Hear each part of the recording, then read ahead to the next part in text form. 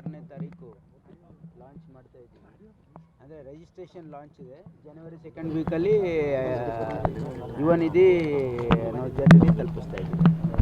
Registration 26ನೇ ತಾರೀಕು launch ಮಾಡ್ತಾ ಇದ್ದೀವಿ. ಬಟ್ ಬರೀ ಹೇಳೋದೇ ಮಾಡ್ತಾ ಇದ್ದಾರೆ. ಇಲ್ಲ ನೋಡಿ, ನಮ್ಮ ಪ್ರಾಮಿಸ್ ಏನಿತ್ತಂದರೆ ಈಗ ಅವ್ರು 6 ತಿಂಗಳು ಅವರು ಅಂದರೆ ಡಿಗ್ರಿ ಮುಗಿಸಿ 6 ತಿಂಗಳವರೆಗೆ ಅವ್ರಿಗೆ ಯಾವುದೇ ನೌಕರಿ ಸಿಕ್ಕಿಲ್ಲ ಅಂತಂದರೆ ಅವರು ಎಂಟೈಟಲ್ ಆಗ್ತಾರೆ ಅಂತಿದೆ. ಈಗ ಡಿಸೆಂಬರ್ಗೆ ಆಗುತ್ತೆ ಅವ್ರಿಗೆ 6 ಮಂತ್ಸ್. ಹಾಗಾಗಿ ಇಲ್ಲಿಂದ ನಾವು ಜನವರಿಯಿಂದ ಕೊಡ್ತಾ ಇದ್ದೀವಿ. ಕ್ಲಾರಿಟಿ ನಿಮಗೆ ನಾವು ರಿಲೀಸ್ ಮಾಡುವಾಗೆಲ್ಲ ಡೀಟೇಲ್ ಕ್ಲಾರಿಟಿ ಕೊಡ್ತೀವಿ. ಯಾರ್ಯಾರು ಎಂಟೈಟಲ್ಮೆಂಟ್ ಇದ್ದಾರೆ ಅವ್ರು, ಮತ್ತು ಅವ್ರು ಕನ್ನಡಿಗರಾಗಿರಬೇಕು, ಡೊಮಿಸೈಲ್ ಇರಬೇಕು, ಅದೆಲ್ಲ ಇದೆ. ಗ್ಯಾರಂಟಿ ಕೊಟ್ರಿ, ಗ್ಯಾರಂಟಿ ಕೊಡೋಕ್ಕೆ ಅದನ್ನು ಇದು ಮಾಡಬೇಕಾದ್ರೆ ದುಡ್ಡು ಬೇಕಲ್ಲ, ದುಡ್ಡು ಇದೆ ನಮ್ಮ ಹತ್ರ. ನೋಡಿ, CM ಎಂದು ಹೇಳಿಲ್ಲ ಆ ರೀತಿ. ನಮ್ಮ ಇಲಾಖೆಗೆ ಯುವ ನಿಧಿಗೆ ಆಲ್ರೆಡಿ ದುಡ್ಡು ರಿಲೀಸ್ ಆಗಿದೆ. ನಮ್ಮ ಹತ್ರ ಹಣ ಇದೆ. ನಮಗೆ ಬಜೆಟಲ್ಲಿ ಅಲೋಕೇಶನ್ ಇದೆ.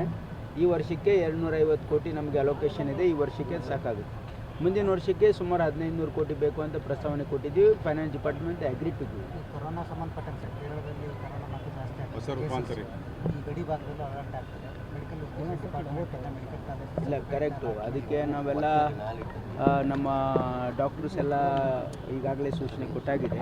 ಎಲ್ಲ ಅಲರ್ಟ್ ಆಗಿದ್ದಾರೆ.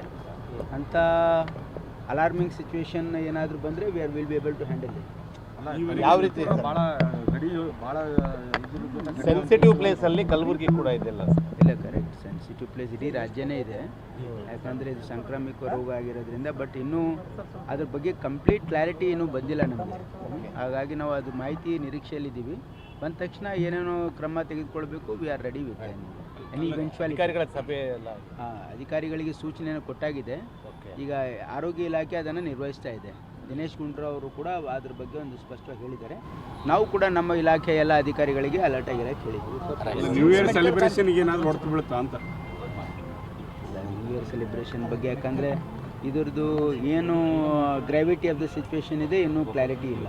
ಹಾಗಾಗಿ ಹೀಗೆ ಹೇಳೋಕ್ಕಾಗೋದಿಲ್ಲ. ಮೆಡಿಕಲ್ ಕಾಲೇಜ್ ಸಂಬಂಧಪಟ್ಟಂತೆ ಡೈರೆಕ್ಟ್ ಇಶ್ಯೂ ಆಗ್ತಿದೆ. ಏನು ಇಶ್ಯೂ ಆಗಿದೆ? ಅವರು ಏಬಲ್ ಅಲ್ಲ, ಅವರು ಡೈರೆಕ್ಟ್ ಉಮೇಶ್ ಹಿಂದೆನೂ ಕೂಡ ಅವ್ರು ಡೈರೆಕ್ಟರ್ ಆಗಿದ್ರು. ಅವರಿಗೆ BJP ಗೌರ್ಮೆಂಟ್ ಬಂದಾಗ ಅನ್ಸೆರೆಮೋನಿಯಸ್ಲಿ ತೆಗೆದಿದ್ರು. ಅದಕ್ಕೆ ರಿಸ್ಟೋರ್ ಆಗಿದ್ದಾರೆ. He is able and is competent and is eligible. ಯಾರು ಮಾಡ್ತಾ ಇಲ್ಲ. It's only creation of media.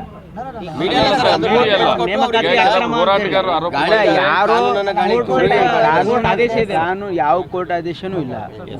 There is no court ಆದೇಶ ಯಾವುದೂ ಇಲ್ಲ. He is eligible and it is done as per law. Thank you sir.